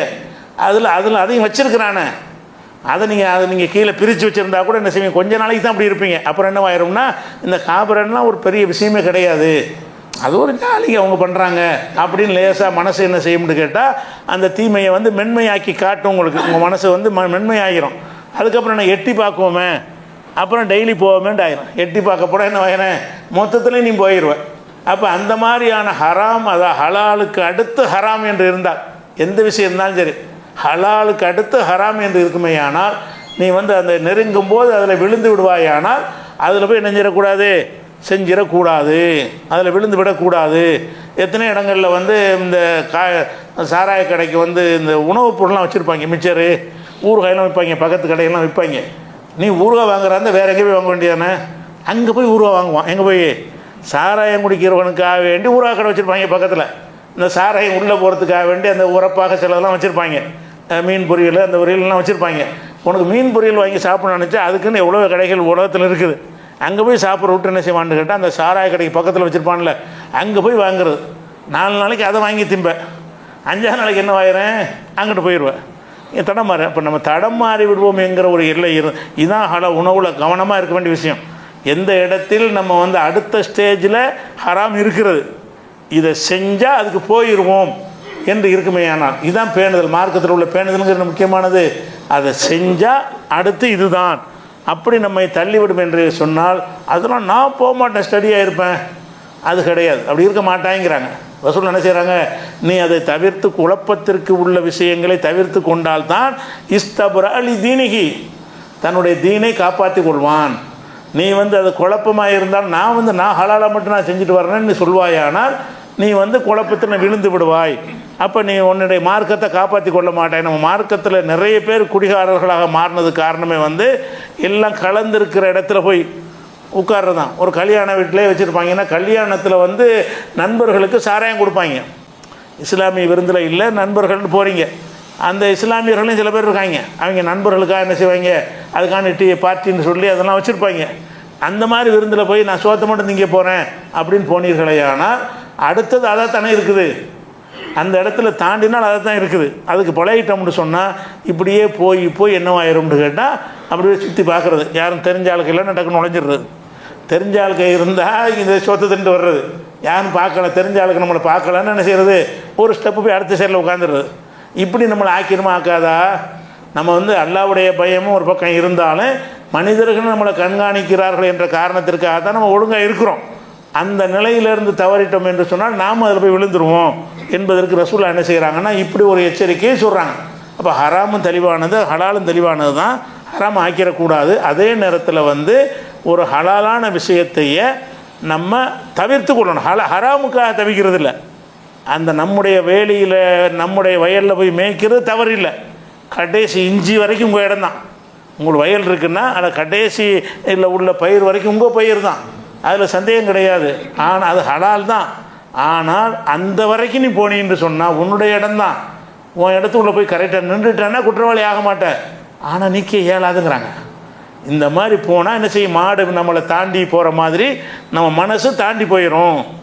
மனசு அந்த மாதிரி போவதற்கு வாய்ப்பு இருக்குது என்று ரசூல் ஸல்லல்லாஹு அலைஹி வஸல்லம் இதை ஒரு எச்சரிக்கையாக சொல்கிறாங்க. இது ஒரு இந்த ஹலால் ஹராமில் தெரிந்து கொள்ள வேண்டிய விஷயம். அதே மாதிரி வந்து இன்னொரு விஷயம், இது ஹலால் ஹராமுடைய ஒரு சட்டத்தில் 2வது விஷயம். 3வது விஷயம், அடுத்ததாக என்ன செய்கிறான்னு கேட்டால், ஒரு உணவு ஹலாலா ஹராமாங்கிற விஷயத்தில் வந்து ரொம்ப வந்து ஆராய்ச்சி செய்யக்கூடாது. இஸ்லாத்தில் வந்து எந்த ஒரு விஷயத்துக்கும் துருவி ஆராயக்கூடாது. ஒருத்தருக்கு டீ தர்றாங்க, அந்த டீ இந்த பால் எந்த கடலை, எந்த மாட்டுடைய பால், இது பன்றி பாலாக இருக்குமா அல்லது இப்படிலாம் கேட்கலாமா? தர்றான், ஒரு முஸ்லீம்கிட்ட போகிறீங்க, டீ போட்டு தர்றான்னா வாங்கி குடிச்சிட்டு வந்துட வேண்டியது தானே. அதில் என்ன செய்யக்கூடாதுன்னு, அந்த பொருள்களை நமக்கு தரும் பொழுது துருவி என்ன செய்யக்கூடாது, இது அப்படி இருக்குமோ, இது இப்படி இருக்குமோ, தெளிவாக உனக்கு ஆதாரம் தெரிஞ்சால் தவிர்த்துக்க. அப்படி தெரியலை என்று சொன்னால் நம்ம என்ன செய்யக்கூடாது, அதிலெல்லாம் டவுட் பண்ணவே கூடாது. ஒரு முஸ்லீம் இப்படி செய்வானா, முஸ்லீம் செய்ய மாட்டான். ஒரு முஸ்லீம் கடையில் ஒரு பிரியாணி போடுறாங்க, இது ஹலாலான்னு கேட்கலாமா? அவன் ஹலால்னு வர சொல்கிறான். ஹலால்னா எந்த அஜர்த்தை அறுத்தாரு? அட அவன் முன்ன பின்ன போய் சொல்லியிருந்தா அல்லாட்ட அவன் பதில் சொல்ல போகிறான். உனக்கு என்ன தேவை? ஹலாலுங்கிறான், நம்பிட்டு போ. எப்படி நம்ம நம்பனேன்? ஒரு முஸ்லீம் வந்து பொய் சொல்ல மாட்டான். எல்லாருமே நல்லெண்ணெய் வைங்க. ஒரு முஸ்லீம் என்ன செய்கிறான்னா ஹலால் தான், ஹலாலான முறையில் தான் அறுத்துருக்கேங்கிறான். நீங்கள் என்ன செய்யக்கூடாது? ஹலால்னா எந்த மோதினார் அறுத்தாரு, எந்த அஜர்த்தை அட்ரஸ் சொல்லு, நான் ஒரு ஃபோன் பண்ணி கேட்கணும், அவர் தான் அறுத்தாரான்னு நான் உறுதி பண்ணணும். இப்படின்னா வாழவே முடியாது. இப்படி இந்த மார்க்கத்தை நம்ம சொல்லித்தரவும் முடியல. அதனால் என்ன செய்யக்கூடாதுன்னு கேட்டால் துருவி துருவி ஆராயக்கூடாதுன்னு ஜென்ரலாக ஒரு கட்டளை இருக்குது. எந்த ஒரு விஷயமாக இருந்தாலும் என்ன செய்யக்கூடாது, ரொம்ப போட்டு ஒன்று செய்யறதுக்கு போகிறோம், ஹவுலில் ஒன்று செய்யறதுக்கு போகிறோம், அந்த இடத்துல நின்றுக்கிட்டு இந்த இடத்துல நாய் ஏதாவது விழுந்துச்சா, பன்றி ஏதாவது நேற்று வந்துச்சா, ஒழு செய்கிற தண்ணி வச்சுருக்கிறான், அதை பாதுகாத்து வச்சுருப்பான், ஒழு செஞ்சுட்டு போயிட வேண்டியதானே. இந்த தண்ணீரில் என்னவெல்லாம் இருந்தது, யார் யாரெல்லாம் இதை கையை விட்டுருக்கிறார்கள், அப்படி நடந்திருக்கான் இப்படி நடந்திருக்கான்னா அது தேவையே கிடையாது. நீங்கள் வாட்டு ஒழு பைப்பில் திறந்து தண்ணி ஒழு செஞ்சுட்டு போயிட வேண்டியதான். இந்த டேங்கில் தண்ணி இருக்கிறது, டேங்கு மூடப்பட்டிருக்கிறதா, அதில் ஒழுங்காக எலி விழுவாமல் இருக்குமா, நான் போய் மேலே போய் பார்த்துட்டு வருவேன் ஒழு செய்யலாமா? அதெல்லாம் தேவை கிடையாது. நீங்கள் வந்து துருவி ஆராய்தல் என்பது வந்து மனநோயுடைய ஆரம்ப அறிகுறி. அது ரொம்ப ரொம்ப துருவ ஆரம்பித்தேன், இன்னொன்னையும் துருவினாண்டு வைங்க. ஆரம்ப நம்ம போட்டிருக்கிற சட்டையை கூட துருவலாம். இந்த சட்டைக்கு சாயம் போட்டிருக்கிறான், இந்த சாயத்துக்கு வந்து பன்றியுடைய இரத்தத்தை கலந்துருக்கிறானா, அதை கலந்துருக்கிறானா, ஹராமானதை கலந்து இந்த சாயம் இப்படிலாம் வரலாமா? அப்படி வர தேவையே கிடையாது. அப்போ இஸ்லாம் என்ன சொல்லுதுன்னு கேட்டால், நமக்கு சட்டம் எந்த ஒரு விஷயத்தையும் துருவி ஆராதிங்க, தெளிவான ஆதாரம் கிடைச்சா தவிர்த்துக்கணும். ஒருத்தர் சொல்கிறார், இவன் வந்து ஹலாலான முறையில் செய்யலை, இவன் வந்து சும்மா இதில் போட்டு தான் அறுக்கிறாங்க, மிஷினில் போட்டு அறுக்கிறாங்க, மார்க்கப்படி அறுக்கிறது இல்லைன்னு ஒருத்தனை பற்றி கம்ப்ளைண்ட் வருதா, அப்போ தவிர்த்துக்கொள்ளணும். ஒரு ஆதாரபூர்வமான ஒரு செய்தி கிடைத்தால் தவிர்த்துக்கொள்ளணுமே தவிர, அப்படி இல்லைன்னு சொன்னால் துருவி துருவி விசாரித்து கொண்டு இருப்பது எல்லா விஷயத்திலையும் தடுக்கப்பட்டிருக்கிறது. அந்த துருவி ஆராயிற விஷயத்தை பற்றி நம்ம அறிந்து கொள்வதாக இருந்தால் 49:12 வசனத்தில் அல்லாஹ் சொல்கிறான், யாயுள்ளது ராமனும், நம்பிக்கை கொண்டவர்களே, இஜ்தனிபு கசீரமெனல் லன்னி, அதிகமான ஊகங்களிலிருந்து விலகி கொள்ளுங்கள். ஊகம் பண்ணுறதுல நம்மளா ஊகமாக நினைப்பது, அதை விலகி கொள்ளுங்கள். இன்ன பாலல் அன்னி இசுமுன், சில ஊகங்கள் பாவமாக ஆகிவிடும். ஊகம் பண்ணாதீங்க, ஊகிக்காதீங்க ரொம்ப தேவையில்லாமல். வலாத்த ஜஸ்ஸு, எதையும் துருவி துருவி விசாரிக்காதீர்கள். ரொம்ப போட்டு என்ன செய்யக்கூடாது, துருவி துருவி விசாரிக்கிறாருந்தா ஒன்றுமே செய்ய முடியாது, எல்லாம் மேம்போக்கு தான். ஒரு கல்யாணம் பண்ணுறதுக்கு ஒரு புருஷன் கொண்டாடி மாப்பிள்ளை பொண்ணு பார்க்குறாருந்தா துருவி துருவி விசாரிச்சியல்னா ஒரு ஆளுக்காக கல்யாணம் நடக்குமா? நடக்காது. துருவி துருவி மேலோட பார்க்கணும், சரி அவளை விட்டுணுமே தவிர அது அக்கு வேறு ஆணி வேற போகிறேன்னு போத்தேன்னு வைங்களாம், என்னமாச்சும் ஒரு குறை வருத்தன்ற இருக்க தான் செய்யும். நீங்கள் கல்யாணமும் பண்ண முடியாது, ரொம்ப போட்டு துருவக்கூடாது. அப்போ ஒலாத்த ஜஸ்ஸு, நீங்கள் துருவி துருவி விசாரிக்காதீர்கள். அது ஒரு கட்டளையாக அல்ல போடுறான். நீங்கள் வந்து மூமின்களாக இருக்கக்கூடியவர்கள் வந்து அதிகமாக ஊகங்களுக்கு இடம் கொடுக்காதீங்க, தெளிவான ஆதாரங்களுக்கு இடம் கொடுங்க. ஊகமாக நினைத்துக்கொண்டு அப்படி இருக்குமோ இப்படி இருக்குமோ, அவன் இப்படி இருப்பானோ எப்படி இருப்பானோ, இதுக்கு நீங்கள் இடம் கொடுக்காதீங்க. சொல்லிட்டார்ல என்ன செய்கிறான்னா, ஒலாத்த ஜஸ்ஸு, நீங்கள் துருவி துருவி விசாரிக்காதீர்கள் அப்படின்ட்டு எல்லாம் சொல்லக்கூடிய வசனம் வந்து 49வது சூறாவில் 12வது வசனமாக இருக்கிறது. அதே மாதிரி புகாரியில் ரசூல் ஸல்லல்லாஹு அலைஹி வஸல்லம் சொன்ன ஒரு ஹதீஸு 5143வது ஹதீஸாகவும் 6064, 6066, 6724 இந்த 4 இடத்துலையும் வரக்கூடிய ஒரு ஹதீஸ் என்ன இருக்குன்னு கேட்டால், ஈயாக்கும் வல்லன்ன, ஊகம் செய்வதை விட்டு உங்களை எச்சரிக்கிறேன். கற்பனை ஊகம் ஆதாரத்தை கொண்டு முடிவெடுக்கணுமே தவிர, ஊகம்னா என்ன அர்த்தம், இப்படி இருக்குமோ அப்படி இருக்குமோ, இப்படி இருப்பானோ அப்படி இருப்பானோன்னு என்ன செய்கிறது, ஒருவரை பற்றி ஒரு பொருளை பற்றி அதிகமாக கற்பனை செய்வதை பேசுவதை விட்டு நினைப்பதை விட்டு உங்களை எச்சரிக்கிறேன்.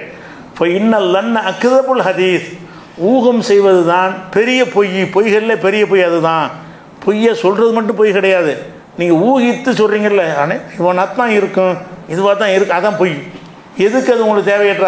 அவனை பற்றி எதாவது ஆதாரம் கிடைச்சா சொல்லுங்கள், ஆதாரம் இல்லைன்னா பேசாம விட்டு போயிருங்க.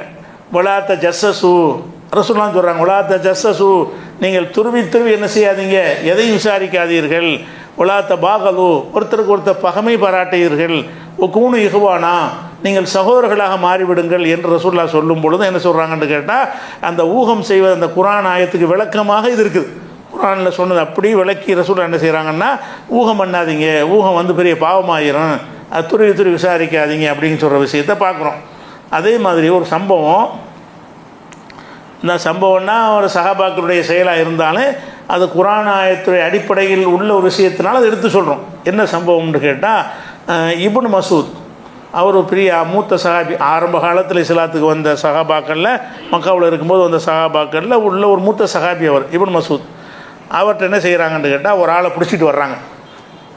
என்ன பிடிச்சிட்டு வர்றாங்கன்னு, அவனுடைய தாடியிலேருந்து மதுபானம் சொட்டு சொட்டாக வடியுது.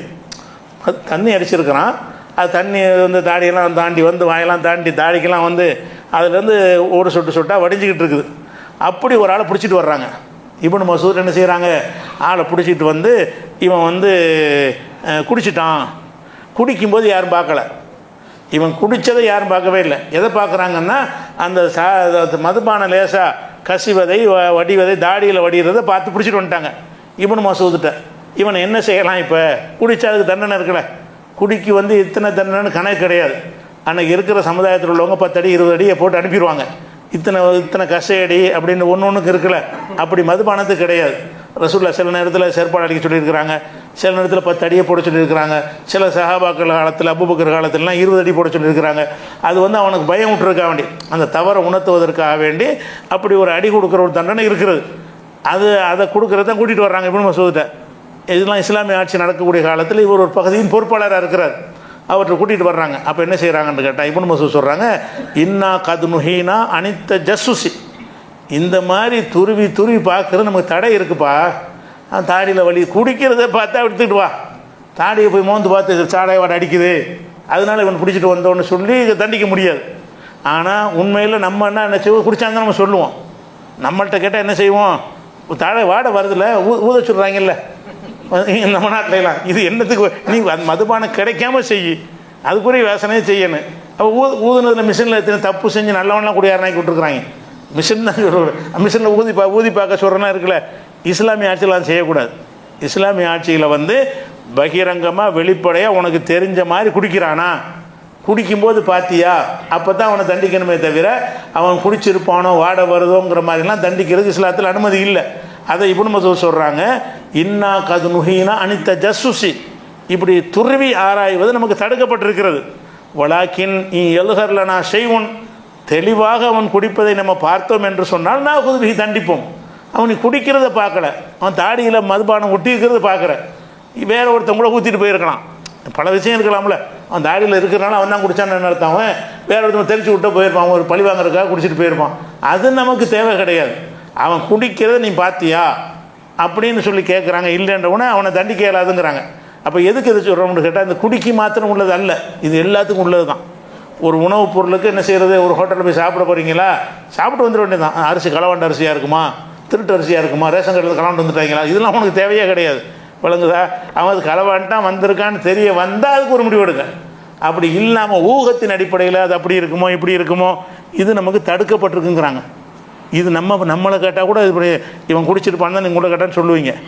தாடியில் சாராயம் வடைஞ்சிக்கிட்டு ஒருத்தனை கூட்டிகிட்டு தான் என்ன சொல்லுவீங்க நீங்கள், அவன் கண்டிப்பாக குடிச்சிருப்பான். ஆனால் இப்னு மசூத் என்ன சொல்கிறாரு, இப்படி நமக்கு மார்க்கத்தில் அனுமதி இல்லை. மார்க்கத்தில் இதெல்லாம் ஊகம்ங்கிறாங்க. இது ஊகிக்கிறதுக்கு முகாந்திரமே இருக்குது. சொல்ல போனால் ஊகிக்க ஒரு ரீசன் இருக்குது, ஒரு காரணம் இருக்குது. குடித்ததை நீ பார்த்தியா, நிறைய அவன் எப்படி எதிர்த்துட்டு வர, குடிக்கிற கூட தானே நான் எப்படி கொடுப்பேன் அப்படின்னு கேட்குறாங்க. அதே மாதிரி வந்து ஹாக்கிமில் ஒரு ஹதீஸ் வருது. என்ன ஹதீஸ் இருக்குதுன்னு கேட்டால், உமர் ரலியல்லாஹு ஆட்சி காலம். உமர் ரலியல்லாஹு ஆட்சி காலத்தில் என்ன செய்கிறாங்கன்னா, அவங்கள அப்துர் ரஹ்மான் இப்னு அவுஃப்ங்கிற ஒரு சஹாபியும் இரவில் அப்படியே ஒரு ரோந்து மாதிரி வர்றாங்க. உமர் அவர்களும் அப்துர் ரஹ்மான் இப்னு அவுஃப் அவர்களும் என்ன செய்கிறாங்க, மதீனாவில் வெளியே வந்துக்கிட்டு இருக்கிறாங்க. அப்போ வரும்போது ஒரு வீட்டில் என்ன செய்யுதுன்னு கேட்டால், விளக்கு, வீட்டில் விளக்கு எரிஞ்சிகிட்டு இருக்கிறது.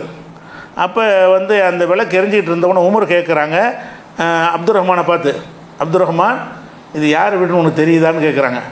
ஒரு வீடு மட்டும் எல்லாம் தூங்கிட்டாங்க.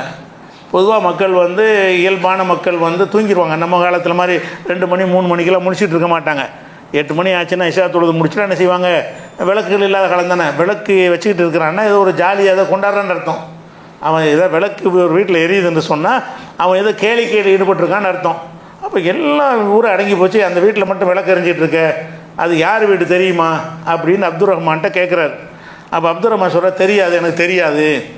அப்போ உமர் சொல்கிறாங்க, ஹாதா பைத்து ரபியா பின் உமையா பின் ஹலஃப், இது வந்து ரபியா என்பவருடைய வீடு. இது ரபியா பின் உமையாங்கிறாங்களே, காஃபிர்கள் முக்கியமான தலைவராக இருந்தால் அவருடைய மகன், ரபியா என்பவருடைய வீடு தான் அது.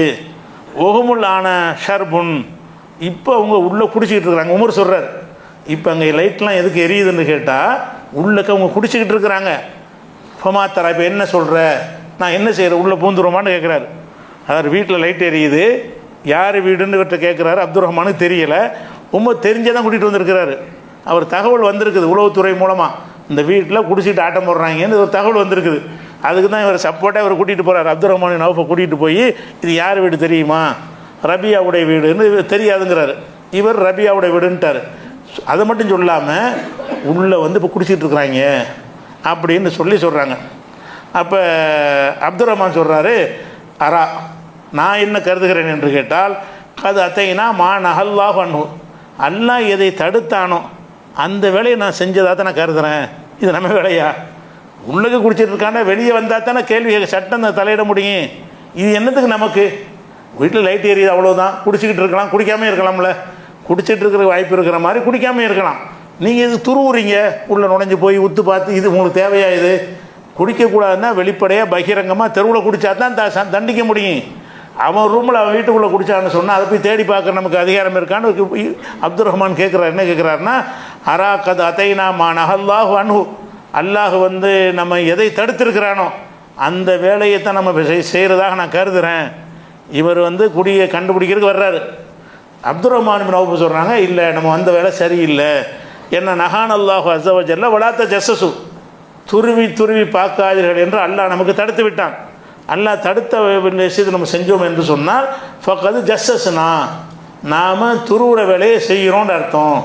அல்லாஹ் வந்து துருவாதீங்கன்னு கட்டளையிடுறான், நாம் என்ன செய்கிறோம், துருவி ஆராயிற வேலையில் இறங்கிட்டோம் அப்படின்னு அப்துல் ரஹ்மான் சொல்கிறாரு. அப்போ ஃபன் சரஃப உமர் அன்ஹும் தரக்கஹும், அப்படியா நம்ம திரும்பிடுவோம், என்ன தொலைஞ்சிட்டு போகிறாங்க அப்படின்னு திரும்பிட்டார், தண்டிக்கிறவர். அப்போ குடிகாரர்களை கண்டுபிடிப்பதற்காக போகிறாரு. அப்படி போனால் கூட குடிகாரன் அவன் குடித்தா உங்களுக்கு என்ன, மார்க்கத்தில் தப்பு தான். எப்போ சட்டம் தலையிடும் என்று கேட்டால் வெளிப்படையாக தெரியும் விதமாக சாட்சிகளோடு நிரூபிக்கும் விதமாக அந்த செயல் நடந்தால் தான் அதை குற்றம்னு சொல்லி வர அரசாங்கம் எடுக்கணுமே தவிர துருவி போய்கிட்டு என்ன செய்யக்கூடாது. அந்த வீட்டுக்கு திரும்பி கதவை அடிச்சுட்டு போய் உன் பெட்ரூமில் என்ன இருக்குது, அங்கே என்ன வச்சுக்கிறேன், எங்கே என்ன வச்சுக்கிறேன், இது தேவையே கிடையாது. இப்படி பண்ணுவதற்கு இஸ்லாமிய அரசில் வந்து அனுமதியே கிடையாது. அப்படிங்கிற சொல்லி அதுக்கு என்ன ஆதாரம் காட்டுறாங்க, அல்லாஹ் சொல்லக்கூடிய ஒலா தஜஸ்ஸசு, நீங்கள் துருவி பார்க்காதீர்கள்ங்கிற விஷயத்தை எப்படி அப்துல் ரஹ்மான் புரிஞ்சுக்கிட்டாரு, எப்படி உமர் புரிஞ்சுக்கிட்டாரு, ரெண்டு பேரும் புரிஞ்சுக்கிட்டு எப்படி ரிட்டர்ன் ஆகிட்டாங்க என்பதை நம்ம பார்க்குறோம். அதனால் இந்த விஷயம் வந்து எல்லாத்துக்கும் உள்ளது. எந்த ஒரு பொருளை பற்றியும் உணவை பற்றியும் ஹலாலா ஹராமான்னு சொன்னால் சந்தேகப்பட்டு கொண்டு உணவை தவிர்க்கக்கூடாது. ஒரு முஸ்லீம் அல்லாத ஒருத்தர் இறைச்சி கடை வச்சுருக்காரு, அப்போ சந்தேகப்படலாம். ஏன்னா அவர் அறுக்க மாட்டார்ல, அவருக்கு ஹலாலுங்கிறது கிடையாது. ஒரு முஸ்லீம் அந்த கடையை வச்சுருந்தான்னு சொன்னால் அவனே இதை நம்பக்கூடியவனாக இருக்கிறான், அறுத்து தான் சாப்பிடணும் என்று விளங்கின கொள்கையில் உள்ளவனாக இருக்கிறான். அவன் கறிக்கடை வச்சுருக்கிறான், இது ஹலால் செய்யப்பட்டுன்னு போர்டு இருக்கான்லாம் பார்க்க தேவையில்லை. ஒரு முஸ்லீம் ஹலாலாக தான் செய்வான், நல்லெண்ணெய் வைக்கணும். அப்படி இல்லாமல் உங்களை ஏமாற்றிருந்தாங்கன்னா அல்லாஹ் உங்களை அவனை கேட்பான், ஏண்டா நீ தப்பான ஒரு உணவை கொடுத்தா என்று கேள்வி அவனுக்கு வருமே தவிர நீ ஏன் போய் சாப்பிட்டா என்று வராதிங்க. நம்ம நல்லெண்ணெய் வைக்கிறோம், நம்ம துருவுற முஸ்லீம் இப்படி தான் செஞ்சுருப்பான், அப்படி தான் செய்வான், நாங்கள் நல்லெண்ணெய் வைக்கிறோம் அப்படின்னு எடுத்துக்கொள்ளணும். இந்த துருவி பார்த்தல் என்பது எதுலேயும் கூடாது, உணவுலையும் கூடாது. எந்த ஒரு ஹலாலா ஹராமா என்று முடிவதற்கு என்ன செய்யக்கூடாது, ரொம்ப டீப்பாக போய் நுழையக்கூடாது. இது ஒரு விஷயம், ஹலால் ஹராமில் அறிந்து கொள்கிற ஒரு விஷயம். அடுத்ததாக முக்கியமான நம்ம ஹராமில் அடிப்படை என்னென்னு கேட்டால், எது எல்லாம் நமக்கு கேடாக இருக்குமோ, அது வந்து தாவரங்களாக இருந்தாலும் சரி, கால்நடைகளாக இருந்தாலும் சரி, எந்த ஒரு பொருளாக இருந்தாலும் சரி, மனிதனுக்கு கேடு செய்யும் என்றால் கேடு செய்கிற எல்லாமே ஹராம். ஹராமில் உள்ளது என்ன, இன்னொரு பட்டியலே தேவையில்லை. உங்களுக்கு கேடுன்னு சொல்லி உறுதியாக தெரியும் என்று சொன்னால் அந்த கேடை சாப்பிடவே கூடாது. இப்போ அரளி விதைன்னு அரளி செடின்னு ஒரு செடி இருக்குது. அந்த அரளி விதையை அரைச்சி குடிச்சிட்டு தற்கொலைக்கு அதை பயன்படுத்துகிறாங்க. இந்த அரளி விதையை அரைச்சி சாப்பிட்டாங்கன்னா செத்துருவாங்க. அரளிங்கிறது ஒரு விஷச்செடி. அது அந்த கிராமங்களில் தற்கொலை செய்வதற்கு அதை தான் பயன்படுத்துவாங்க. அது வந்து கால்நடைகள் போன்ற ஒரு விஷயம் கிடையாது, இது இயற்கையான ஒரு செடி தான். அதை திங்கலாமா கேட்டால் நம்ம என்ன செய்யணும், ஹராம்னு சொல்லலாம். அரளி விதையை நான் அரளிக்கீரையை வச்சு சூப்பு வச்சு குடிக்கலாமான்னு ஒருத்தன் கேட்குறான், அல்ல அவிச்சு சாப்பிட்லாமான்னு கேட்குறான். சாப்பிடக்கூடாது, ஹராமு. ஏன்டா ஹராம், நீ செத்துருவேடா, அதான் ஹராம். ஹராமுக்கு என்ன காரணம், உனக்கு கேடு செய்யும்னா அதுக்கு திங்கிற. கேடு செய்கிற எல்லாமே இன்னதுன்னு பட்டியெல்லாம் தேவை கிடையாது. கேடு செய்யக்கூடிய அனைத்தையும் அல்லாஹ் தடுத்துட்டான். அந்த கேடு செய்யக்கூடிய அனைத்துமுள்ள கோடான கோடி பொருள்களில் ஒரு 10 20 இருக்கும். கேடு செய்கிற எல்லாமே ஹராம் என்பது ஒரு பொதுவான ஒரு அடிப்படை. அந்த கேடு செய்வது கூட பல விதங்களில் இருக்கிறது. ஒருத்தருக்கு கேடு செய்யும், ஒருத்தருக்கு கேடு செய்யாது. சில உணவு உங்களுக்கு சர்க்கரை பயங்கரமாக முத்தி போச்சு, சுகர் நோய் ரொம்ப ஜாஸ்தியாக இருக்குது. அவன் என்ன உங்களுக்கு என்ன சொல்லுவான்னு கேட்டால், சர்க்கரை சாப்பிடாதேம்மா. சர்க்கரை பொதுவாக கேடு கிடையாது, இவனுக்கு கேடு. இவனுக்கு இருக்கக்கூடிய அளவில் அந்த சர்க்கரையை சாப்பிட்டான் என்று சொன்னால், உனக்கு சர்க்கரை இதை விட ஜாஸ்தியாக ஏறி போச்சுன்னு சொன்னால் அது உன்னை பாதிக்கும் என்று நிரூபணமான நம்பகமான ஒரு மருத்துவ ஆய்வின் மூலம் தெரிய வந்தால் அவனுக்கு அது ஹராமாயிரும். அதான் கேடு வந்துச்சுன்னா எல்லாருக்கும் ஹராம் ஆகாது. யாருக்கு கேடு என்று வருகிறதோ அவருக்கு என்ன ஹராம். கேடு செய்யக்கூடாதுல்ல. நீ சர்க்கரையை சாப்பிட்டதாக எடுத்துக்கொள்ளப்படாது. உனக்கு கேடு செய்யும் என்று தெரிந்து நீ சாப்பிடுகிற, கேடு தான் என்று நிரூபிக்க மருத்துவத்தை வச்சு தான் முடிவு பண்ண முடியும். அதுக்கு முடிவு என்னென்னு கேட்டால், மருத்துவத்தை வைத்து நடைமுறையை வைத்து முடிவு பண்ணலாம். நல்ல ஒரு 400-500 இருக்கிற சர்க்கரை உள்ளவனுக்கு நீங்கள் ஒரு 100 கிராம் சீனியை கொடுத்தா என்ன ஆகும்னு அப்போ ரிசல்ட்டை பார்க்கலாம். என்ன ஆகுன்றது அனுபவத்தில் நீங்கள் பார்க்கலாம். அல்லது வீட்டுக்கு வீடு மிஷின் வாங்கி வச்சுருக்குறோம், அதில் பார்த்து என்ன செய்யலாம், கண்டுபிடிக்கலாம் என்னென்னு. அல்லது இந்த சைடு எஃபெக்ட் நமக்கே தெரிய ஆரம்பிக்கும். சர்க்கரை அதிகமாகும் பொழுது என்னென்ன மாதிரி அறிகுறிகள்லாம் இருக்கும் என்று நமக்கே தெரிய ஆரம்பிக்கும். அப்போ நம்முடைய உடம்பை பல வகையில் கெடுக்கக்கூடியதாக இருந்தால் அந்த ஒரு மனிதனுக்கு கேடு செய்யும் என்று சொன்னால் அதுவும் கூடாது. பொதுவாக எல்லாருக்கும் கேடு செய்யக்கூடியதும் இருக்கிறது. இறைச்சி கேடு செய்கிறதே ஹராமா? இறைச்சி ஹராம் அல்ல. ஆனால் ரொம்ப கொலஸ்ட்ரால் அதிகமாக போய் சென்டர்லாம் வச்சு ஆப்ரேஷன்லாம் பண்ணி அவன் கொலஸ்ட்ரால் ரொம்ப முத்தி போய் அதுக்கு மாத்திரைக்கு மேலே மாத்திரை போட்டுட்ருக்கிறான். அப்படியாப்பட்ட ஒருத்தனாக இருப்பானே ஆனால் நீங்கள் ஆட்டு இறைச்சியை சாப்பிடாதீங்க என்று சொல்வார்கள். அப்போ ஆட்டு இறைச்சி சாப்பிட்றது, ஆட்டு இறைச்சியில் 100 கிராமில் 17 கிராம் கொழுப்பு இருக்கிறது. 100 கிராம் ஆட்டு இறைச்சி சாப்பிட்டீங்கன்னா 17 கிராம் கொழுப்பு இருக்கிறது. அப்போ அந்த 17 கிராம் 25 கிராம் கொழுப்பு இருக்கிறது. அப்போ 25 கோழியில் 17 கிராம் இருக்கிறது. அப்போ அந்த மாதிரியாக உள்ள ஒன்றை இருக்கும் பொழுது மாட்டில் 5 கிராம் இருக்கிறது. கொழுப்பு எடுத்துக்கிட்டிங்கன்னா மாட்டு இறைச்சியில் 100 கிராமில் 5 கிராம் தான் கொழுப்பு இருக்கும். கொழுப்பு உள்ளவங்க ஆட்டு சாப்பிடாதீங்க, மாடு சாப்பிடுங்க. ஏன்னா ஆட்டில் 5 படம் கூட. ஆட்டு இறைச்சியில் 25 கிராம் கொழுப்பு இருக்கிறது, கோழியில் ஒரு 17 இருக்கிறது. அதே மாதிரி மாட்டில் 5 தான் இருக்குங்கிறான். ஆய்வு செஞ்சு சொல்கிறாங்க. ஒரு மருத்துவர் சொல்கிறார், உங்களுக்கு ரொம்ப கொலஸ்ட்ரால் ஏறி போச்சு, அது நீங்கள் ஆட்டு இறைச்சி சாப்பிட்டீங்கன்னா இன்னமும் ஏறிக்கிறேன், இப்போ இருக்கிற மாத்திரை விட அதிக டோஸ் சாப்பிட மாதிரி வரேன், உங்களுடைய பல விஷயங்களை பாதிக்க கிட்னி வரைக்கும் பாதிக்க ஏற்படுத்திடக்கூடும் என்று சொல்வார்களே. ஆனால் அப்போ நம்மளை பாதுகாத்துக்கிற கடமை நமக்கு இருக்கா இல்லையா? அப்போ கேடு விளைவித்தல் என்பது இப்படி எல்லாத்துலேயும் வரும். பொதுவாக கேடு விளைவிக்கக்கூடியதும் வரும். அதே நேரத்தில் சிலருக்கு கேடு விளைவிக்கக்கூடியது, சிலருக்கு சில வயசில் உள்ளவங்களுக்கு கேடு விளைவிக்கக்கூடியதாக இருக்கும் என்று சொன்னால், அவருக்கு கேடுன்னு தெரிஞ்ச ஒன்றை ஒரு முஸ்லீம் இப்படி சாப்பிடுவான். உனக்கு இது கேடு தான் செய்யும்னு வந்துருச்சு, உன்னையை காப்பாற்றிக்கிறணுமா இல்லை? அல்லாஹ் என்ன செய்கிறான்னு கேட்டால், 2வது சூறாவில் 195வது வசனத்தில் சொல்கிறான், ஒலா அன்ஃபிகு ஃபீ சபீலில்லாஹ் ஒலா துல்கு பி ஐதீக்கும் இலா தஹ்லுகா. உங்களுடைய கைகளை நாசத்தில் போடாதீர்கள். இலக்கியமாக சொல்கிறான், கையை கொண்டே போடுறன்னு அர்த்தம் கிடையாது. நாசமாக்குற காரியத்தை செய்யாதீங்க, அழிவின் பக்கம் நீங்கள் போகாதீர்கள், அழிவு தரக்கூடிய காரியத்தை நீங்கள் செய்யாதீர்கள் அப்படின்னு குர்ஆனில் 295 வசனத்தில் அல்லாஹ் கட்டளையிடுறான். இதுதான் பேசிக். கேடு செய்வது ஹராம் என்பதற்கு இந்த வசனம் தான் அடிப்படை.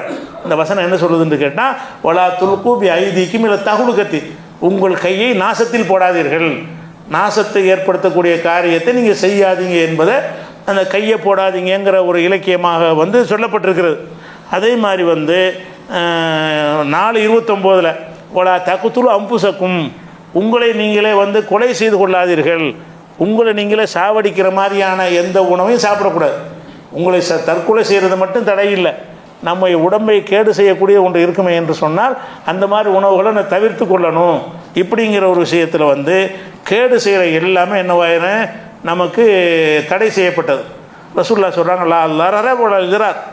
இஸ்லாத்தினுடைய அடிப்படை கொள்கை என்னென்னு கேட்டால், எவனுக்கும் நீ கேடு செய்யக்கூடாது, எதுவும் உனக்கு கேடு செய்யக்கூடாது. இதுதான் இஸ்லாமிய அடிப்படை. அப்போ ஹலால் ஹராமை தனித்தனி பொருள்களுக்கு நீங்கள் அறிந்து கொள்வதை விட அந்த உணவு எதை சாப்பிட்றோமோ அதை ஆய்வு செய்யணும். இது கேடு செய்கிறதா நல்லது, ரொம்ப ஆராய்ச்சிலாம் செய்ய வேண்டியதில்லை. அதை பற்றி விஞ்ஞானிகள் ஆய்வாக சொல்லும்போது நீங்கள் என்ன செய்யணும், அதை தேடிக்கொள்ளணும். பொதுவாக அரிசி எல்லோரும் சாப்பிட்டுட்ருக்குறோம், கேடு செய்யாது, அது சாப்பிட்டுட்டு இருக்க வேண்டியதுதான். ஒருத்தனுக்கு சுகர் ஜாஸ்தியாக போச்சு அரிசி சாப்பிடான்னு சொல்லுவாங்க. சுகர் அதிகமாக போனவங்க என்ன செய்வாங்க, கார்போஹைட்ரேட்டை குறைங்க, அரிசியை குறைங்க, கோதுமையை குறைங்க, எல்லா தானியங்களையும் குறைங்க, அந்த மாவு சத்துனால தான் என்ன செய்கிறது சுகர் அதிகமாகுது என்று சொல்கிறார்கள். அது ஒரு 200-300 இருக்கிற வரைக்கும் சாப்பிட்டா ஒன்றும் பிரச்சனை இல்லை. 500 வரைக்கும் போச்சுன்னு சொன்னால் அப்புறம் என்ன வயிறு, அப்புறம் இன்சுலின் போடணும், அப்புறம் டயாலிசிஸ் வரைக்கும் போயிடும். இன்சுலின் போட்டால் தான் சரியாக வரும். அதுக்கப்புறம் டயாலிசிஸ் மிஷின் வச்சு பண்ணணும். டயாலிசிஸ் போயிட்டாங்கன்னா அப்புறம் நாளை எண்ணிக்கிற வேண்டியதுதான். அது சாப்பிட்றதுக்கு உள்ள நாள் அப்படி போயிடுச்சுன்னு வந்துடும். அப்போ இப்படிப்பட்ட ஒரு விஷயம் மருத்துவ ரீதியாக தெரிய வரும் பொழுது அரிசி கூட ஹராம் ஆயிரும்ல அவருக்கு. அந்த ஸ்டேஜில் இருக்கிற ஒரு ஆளுக்கு உனக்கு தான் உன்னை செத்துருவே, உன்னுடைய மரணத்தை கொண்டு போய் சேர்த்துரும்னு சொல்கிறாங்க. மறைய நீ சாப்பிட்ற வேறு ஹலாலான பொருள் இல்லாமையாக இருக்குது. அப்போ இந்த ஹலால் ஹராமில் அடுத்த விஷயம் என்னென்னு கேட்டால், கேடு விளைவிப்பவை ஹராம் என்று பொதுவான உசூல். அதில் என்னென்னலாம் இன்னும் வரும் என்பதை விரிவாக வழங்க வேண்டிய ஒரு விஷயம். இன்ஷா அல்லாஹ் அதை என்ன செய்வோம், நாளைக்கு பார்த்துக்குவோம். அஸ்ஸலாமு அலைக்கும்.